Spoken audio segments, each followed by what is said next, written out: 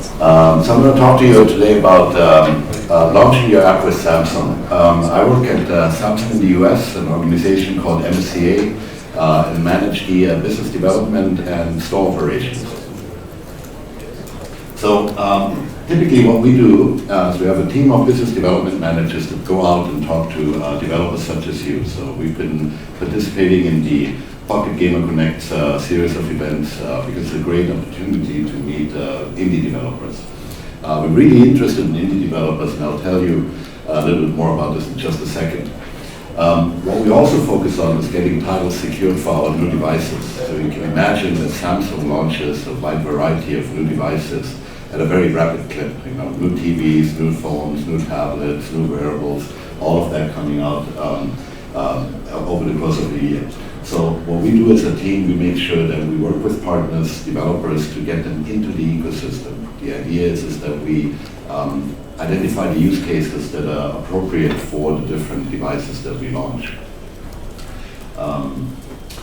We then have a number of stores and venues that we can promote you in. So most importantly, the Galaxy App Store, which is pre-installed on all of our devices. It supports the mobile phones, it supports the tablets, we have a version that supports the wearables, and of course the TV as well. Android in general, and you probably noticed already, in my view, and based on the industry data we see, is the best entry point for developers. It's the largest, by far, the largest market share, and partnering with a company like Samsung would give you the premium segment in the Android ecosystem. Our users are typically the ones that spend the most. Those of you that do user acquisition spend usually know that because you typically target the Samsung OEM community. And there's a number of reasons why we convert better. The demographic is one of the reasons, but also the fact that we have more users with payment methods stored, which is the big problem in Android, as you know, is the other reason. So this is another thing I don't need to tell you, but the vast majority of developers don't really make money, right? So I talk to so many developers who end up realizing that what they do, while they love it, ends up being a hobby, right? So it's really difficult. It's super competitive. Users typically look at the top grossing, top downloaded lists in the stores, and these are usually populated by games that spend a lot of money to get the users and to maintain their position in these rankings. So it's really difficult for you as a developer to figure out, how do I get the word out? How do I get the users I need? How do I get the exposure without having to secure millions of dollars in user acquisition spend? For us, the store, it's really core to our mission. What we're focused on is to make sure that this store works extremely well as the best distribution mechanism for our developers. We're very different from companies like Microsoft or BlackBerry, for example, that typically subsidize developers to join into the ecosystem. We don't do that, right? What we do instead is we focus on making sure that our users know that we have a great store with great content, and that that's the place to discover new titles, make it work really well in terms of revenue and traffic so that you convert and monetize, because that's at the end what you're really after.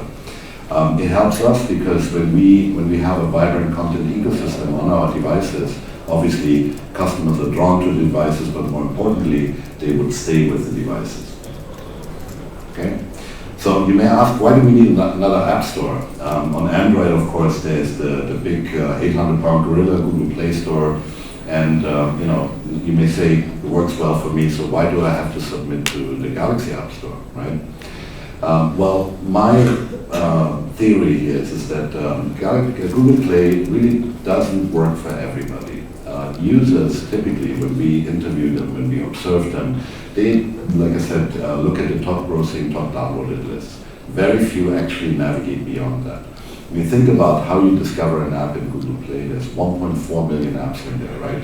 So top 100, top grossing lists, right, is a very small part of that. So unless you find what you need in the editorial promoted section or in these top lists, you basically have to hear about it from a friend. And then you potentially search for it, or you dive into a category, and this is how you find new apps. So it's really, really, really difficult for you as a new developer that just submits to the store to be discovered and found by your users. Now, we, on the other hand, have a team of editors that look at these games and, for example, work very closely with Chris here from Pocket Gamer to identify the titles that we believe are great titles that our users should be exposed to. We merchandise our store on a weekly basis, so we have a lot of opportunities to bring new content in front of users and expose them to that. My motto is that every app that we promote in the store is worth your time, worth the download, and worth your money. So this is what the store looks like. This is the front page, so you can see what we actually do is we afforded every single app a little bit more space. There's altogether 40 banners of that. That's the home page called Staff Picks. We designed these banners individually for each game. We also changed them out over time so that the story really feels fresh and something that people go to as a discovery service, right? So the theory being that we do the work for the user, right? We discover the content, we typically play with everything we promote here, if we like it, we put it up there. We can also say that all of the content that you download from our store is certified, so we make sure that it doesn't drain your battery, that it doesn't have any malware, so it's not going to hurt you or your phone, and it's just going to be optimized for your device. As I said, we update the store once a week, so every week a user has a reason to go to the store and discover new content. Obviously, you know that apps have gone beyond mobile, so what we do with our Galaxy set of stores, we actually support all of these different devices. So if you work with us, specifically our team in the US, we have a set of engineers that know our SDKs really well. If you're interested to go from mobile to television, mobile to tablet, and optimize potentially even to wearables and to VR, we have a set of engineers that know these devices really well, know the SDKs, and can work with you to help identify the use cases and port it to these different opportunities. As you know, wearables, very little happening, so I've yet to see actually a great game that uses not only mobile but also wearables in an interesting way beyond just simple notifications. So that's still an open field. And then, as you know, VR is also a great opportunity. The store there is still relatively sparse.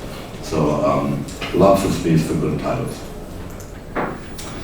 In terms of scaling distribution, and I'm only talking to the US at the moment, globally the numbers are significantly larger. But in the US alone, we have the Galaxy App Store pre-installed on 92 million devices.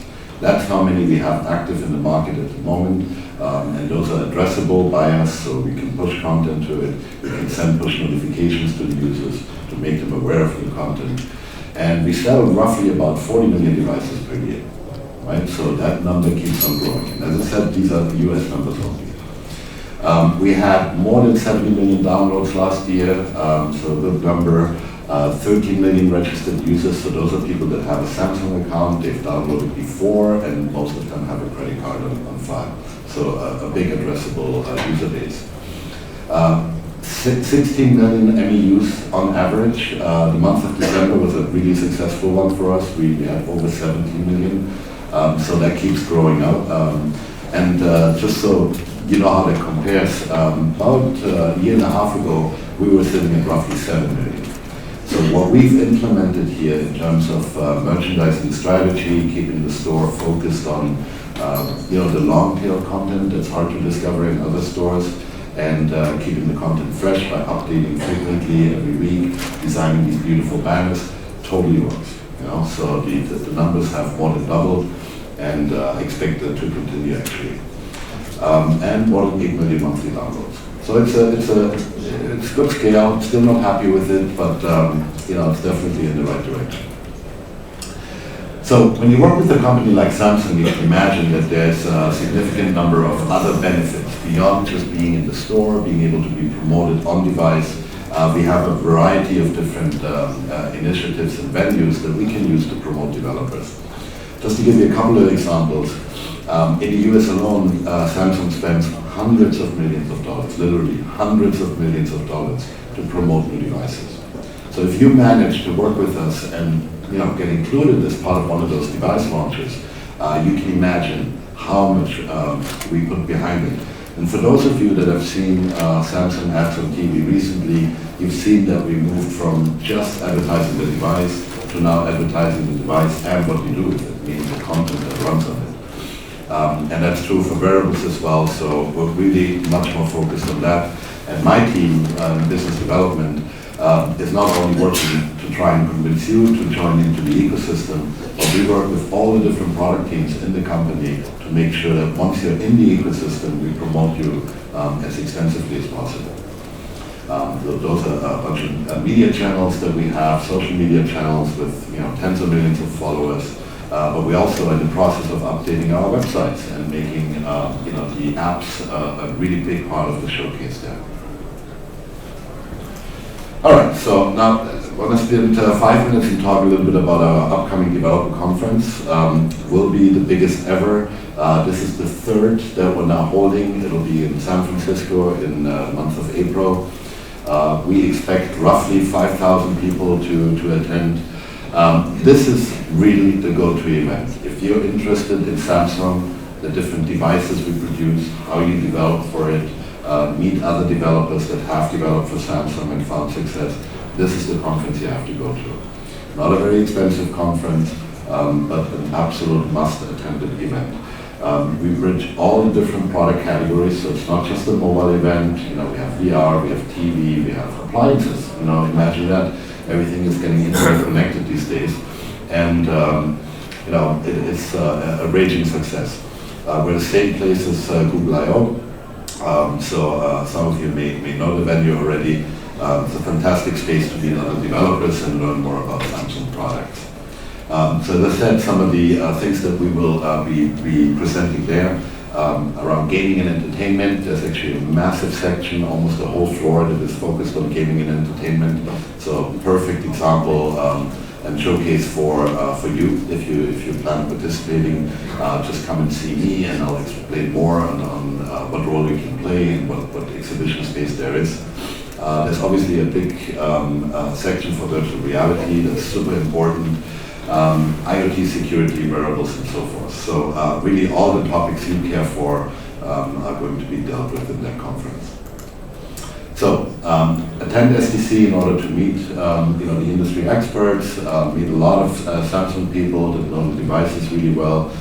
If you're interested in some of the future tech that's coming down the pike, some of the new phones, some of the tablets that we're working on, this is the place to see them, and this is the place to touch them and speak with people that know how they will work. All right, so stay in touch with us. We have a booth upstairs which you can visit. We're going to be there most afternoon.